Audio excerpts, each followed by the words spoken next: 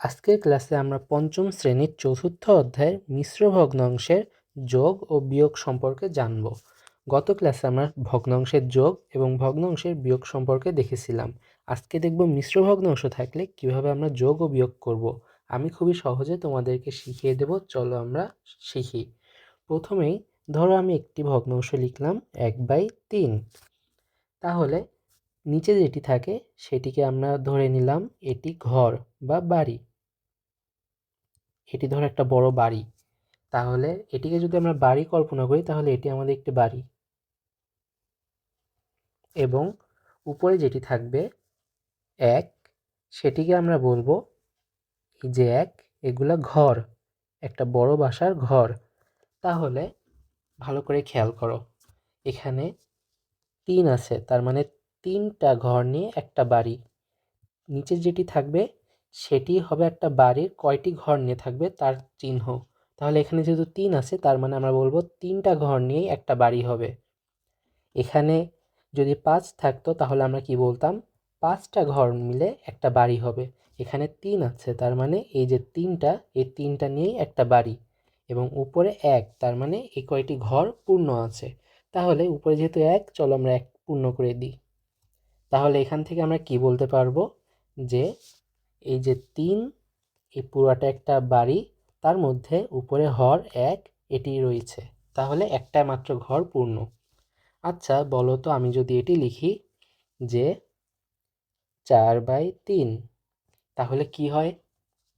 চলো এটি আমরা এভাবে ঘর বাড়ি আকারে দেখার চেষ্টা করি। তাহলে এটি নিশ্চয়ই আমাদের বাড়ি, এবং উপরেরটা ঘর।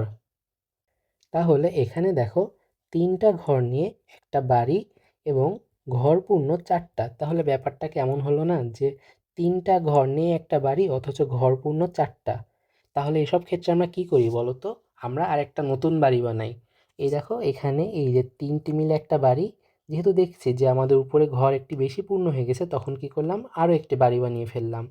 চলো তাহলে এখন এটাকে ভালো করে লেখার চেষ্টা করি কি হবে।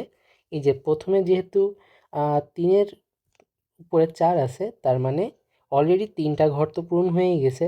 এই যে 1, 2, 3, এই যে আমাদের একটা বাড়ি পুরো কমপ্লিট হয়ে গিয়েছে।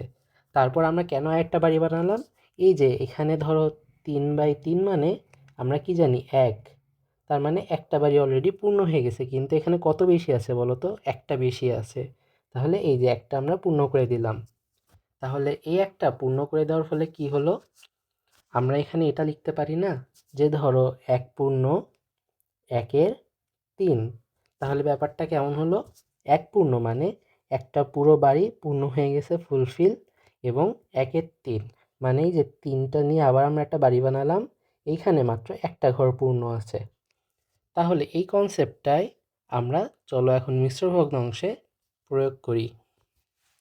মিশ্র ভগ্নাংশের যোগ বা বিয়োগের ক্ষেত্রে তোমাদের মনে রাখতে হবে পূর্ণ সংখ্যাকে আলাদাভাবে যোগ করতে হবে। পূর্ণ সংখ্যাকে আলাদাভাবে কীভাবে যোগ করব, চলো দেখি। এখানে দেখো 1 পূর্ণ 5/2 আছে, তাহলে আমরা কি করব, যেহেতু বললাম আলাদাভাবে যোগ করতে হবে, 1 যোগ, এই যে আলাদাভাবে যোগ করে ফেললাম, তারপর 2/5 যোগ 4/5। আমরা কি জানি বলো তো, কোনো সংখ্যার নিচে সবসময় 1 থাকে। তাহলে মনে মনে আমরা কল্পনা করতে পারি 1-এর নিচেও 1 আছে। তাহলে 5, 5, 1, এই 3টার লসাগু কত হবে বলো তো? অবশ্যই 5 হবে। তাহলে 5 দিয়ে যদি হচ্ছে এখন আমরা 1কে গুণ করি তাহলে কত হয়? 5 যোগ 5/5 সমান 1 গুণ 2 সমান, তা আমি লিখে ফেলি, চলো এভাবে লিখি, 1 গুণ 2 যোগ 1 গুণ 4।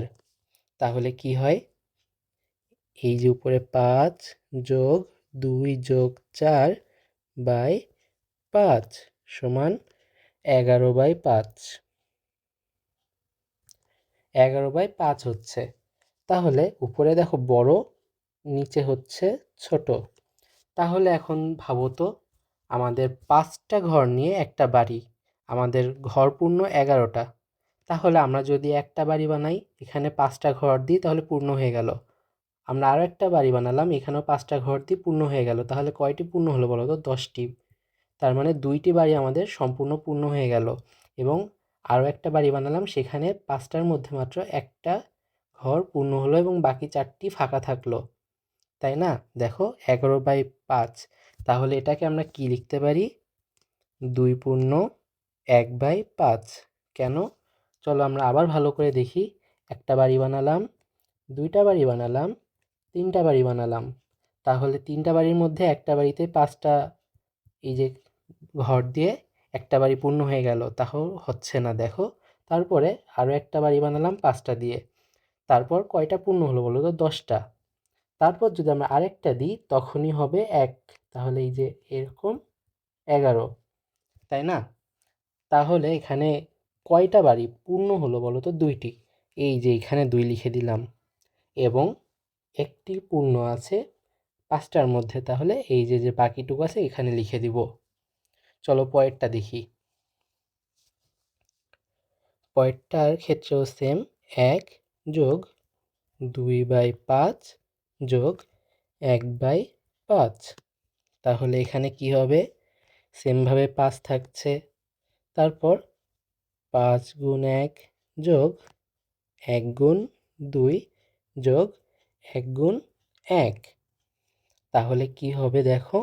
সমান সমান 5 যোগ 2 গুণ 1 সমান 2 যোগ 1/5। তাহলে উত্তর কি হচ্ছে? 5 আর 3 8/5। 8/5 তার মানে কি? চলো আমরা একটা বাড়ি আঁকাই।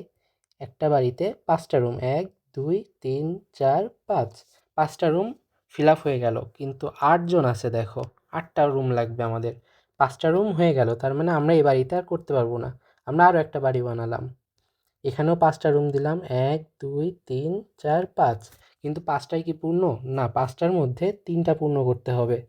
তাহলে এখানে 5টা পূর্ণ ছিল, এখানে 3টা পূর্ণ, তাহলে টোটাল মিলে 8টা পূর্ণ হয়ে গেল। এবং কয়টি বাসা একদম ফুলফিল পূর্ণ ছিল বলো তো? একটি বাসা ফুলফিল পূর্ণ ছিল। তাহলে আমরা এটাকে কি লিখতে পারবো? একটি বাসা ফুলফিল পূর্ণ ছিল, আরেকটা বাসার মাত্র 3টা রুম পূর্ণ ছিল। কয়টার মধ্যে? 5টার মধ্যে। এই যে 5টা। তাহলে এটার উত্তর কি হচ্ছে? 1 পূর্ণ 5-এর 3। চলো আমরা আরও একটি দেখি। এখানে বিয়োগ করতে হবে, তাহলে চলো 1 এবং এটা কি করব বলো তো? আমরা এখানে যোগ করব।